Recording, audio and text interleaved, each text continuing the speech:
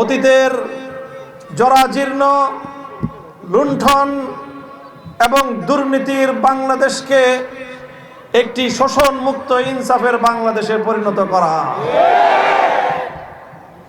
আমাদের এই সুন্দর বাংলাদেশ গড়ার জন্য অনেক চড়াই উতরাই আমাদেরকে পাড়ি দিতে হয়েছে, অনেক জীবন আর রক্ত দিতে হয়েছে।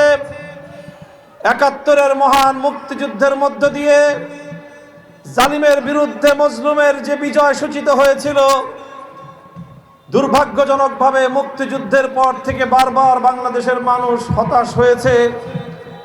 এদেশের মানুষকে শাসনের নামে শোষণ করা হয়েছে, এদেশের মানুষের অধিকারের কথা বলে বৈষম্য করা হয়েছে, বাংলাদেশের প্রতিটি নাগরিকের অধিকার হরণ করে এদেশের মেহনতি কৃষক, শ্রমিক, মজদুর, প্রবাসী ভাইদের রক্ত পানি করা সম্পদের কিয়দংশ বাংলাদেশে রেখে অবশিষ্ট অংশ এদেশের লুটেরা দুর্নীতিবাজ শাসক গোষ্ঠী লুটপাট করে বিদেশে পাচার করেছে। অন্তর্বর্তীকালীন সরকার, আইন শৃঙ্খলা রক্ষাকারী বাহিনী, নির্বাচন কমিশন সজাগ হয়ে যান।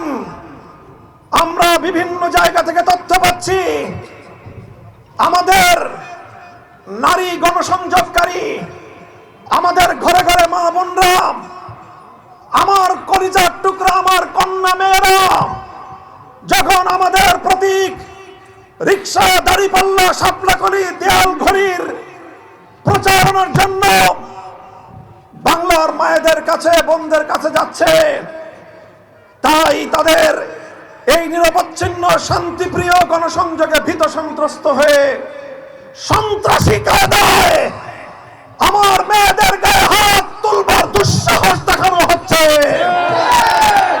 যদি এই অপতৎপরতা বন্ধ করা না হয়, আর যদি আমার কোন মেয়ের হিজাব নিয়ে টানাটানি করবার দুঃসাহস দেখানো হয়, যে আগুন